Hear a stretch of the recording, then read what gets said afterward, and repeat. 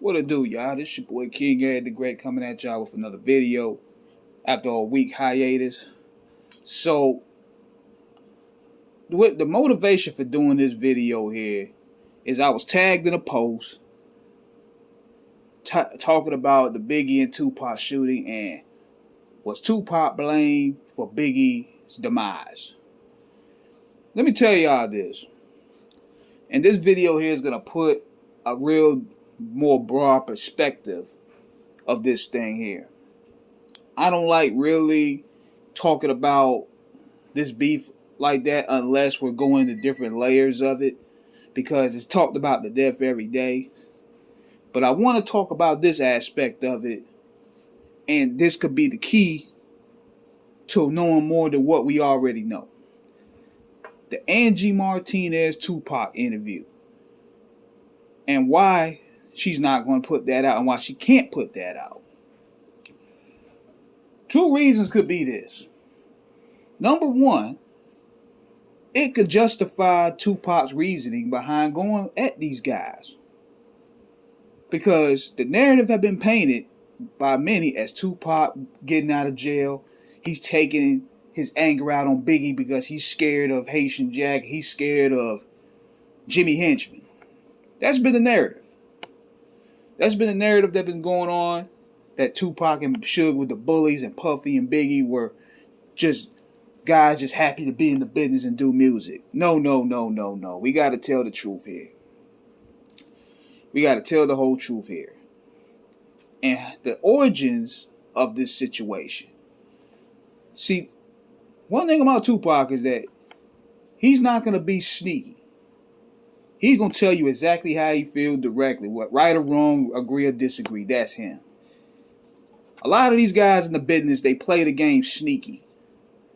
They throw shots and hide their hands. That's what made Hit 'Em Up elite. Added amongst the elites of this record. It was in your face. It was brash and straight to the point. But with this Angie Martinez interview, for what I'm observing, it was going to either justify Tupac's actions, or it was going to really cause a serious stir in the streets, which is why Puffy wanted it locked away. Like, you'll see clips of the interview here and there, but you're not going to see the whole thing. And Tupac was furious that she didn't put it out, because now it's like he's giving people these content to tell his side of the story, and they're purposely holding it back. You don't do that in journalism. You don't do that in journalism, especially when you're handling a situation like this. You should. Why would you interview this dude and you're not going to put it out? Now, you can't really control what people say, but in handling a situation like this at the time, you got to get both sides of the coin. You got to hear both sides' perspective and let the public judge who's right and who's wrong. So, another thing that's going on with the media is they try to minimize Tupac and Biggie's relationship. They try to make it like they weren't really cool like that. They were just industry partners. These guys were really good friends. Tupac wanted to put him in thug life. Biggie slept on his couch. Tupac caught cases and hid guns for Biggie. He said he gave Junior Mafia money to go home in a train. You can see Tupac wearing a I'm a bad boy shirt. You can also see Biggie himself admitting that Tupac schooled him on a lot of the industry when it came to making hit records, do songs for the women, and the niggas will follow. So Biggie also looked out for Tupac in telling him to watch out for these guys that you hanging with. A true friend would do that, because Tupac was hanging with some cutthroat niggas. So Big and Mike Tyson tried to put the word out that Pop won't. Like, no, you need to watch who you hanging with, man. These dudes he's a wolf. They'll straight bite you. We grew up around these guys. We know how they roll. But see, Pop being naive and young, arrogant at times, and he thought he was untouchable. He figured that because he was a black man, all black people would embrace him just based off his Panther heritage. It's not the case, especially when you're dealing with the streets. And that's what Big tried to warn him about. So we all know what happened with him getting shot and sent to prison. And this is where the issue between these two really started. Then the song Who Shot You came out. And what should have happened after that, it should have been a clarification that this song wasn't about Tupac. Because I remember at that time, this was promoted, DJs was putting this record out like it was a Tupac diss. Because you remember how on those mixtapes, they used to put so-and-so diss beside the song. I remember them doing that some sort for that record at the time when it was hitting the mixtape. You look at those older cassettes. So what Big and Puff should have done, to clear this whole situation up, even after the Vibe article, you still reach out to that man. Because the way Tupac saw it, he saw it that he was down. He held these dudes down. He caught cases for these dudes. And they ain't even calling him. They rolling with Stretch. They lifted it up. They ain't sending him a kite. He's not getting a phone call. No money on his books. Nothing.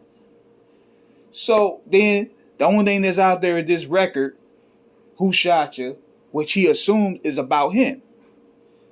So when he comes out with Hit 'Em Up, you listen to the record, he's addressing that because he thought Who Shot You was about him.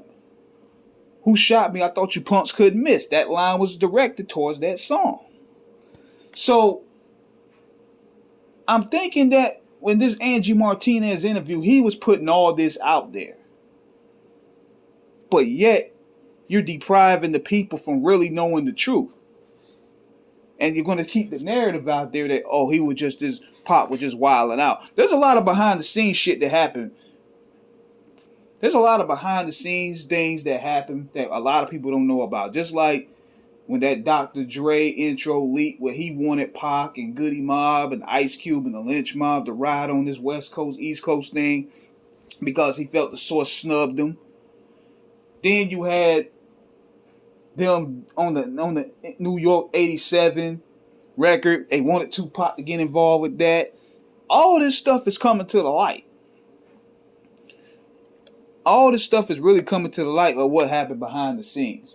Tupac just happened to be a more spoken individual to where he's not going to bite his tongue. And I feel that this situation could have been deaded just by a simple conversation. To clear up misunderstandings, to clear up any misconceptions about who is this beef with. Why is this beef happening? And there's a reason why they're hiding this interview. There's a reason why the same thing that they hid the other part with Tupac and when he did that India Expo speech with Khalid Muhammad. There's a lot of things of Tupac that they're hiding. But you want to put the image of him going at them as the front way. So the interview, I believe from what I've heard, he was passionate. He was charming. He was charismatic. He was even able to lure Angie into his charm. And he was straight to the point. I could tell she wasn't used to that energy. But we need to hear the whole thing. We need to hear the whole thing so people could really see what was really going on. Now, some of the stuff he probably said, he was talking about extortion. People would talk about label Bad Boy was under extortion by henchmen and all this stuff. All this stuff need to come out, man. There's no need to just start sugarcoating the truth. We need to see what's going on with this. And she need to release that interview. So that's my take on this right here, man. Y'all can go ahead and subscribe, hit the like button. I'm about to start uploading more content now that I'm free. So be on the lookout for more. Holla back.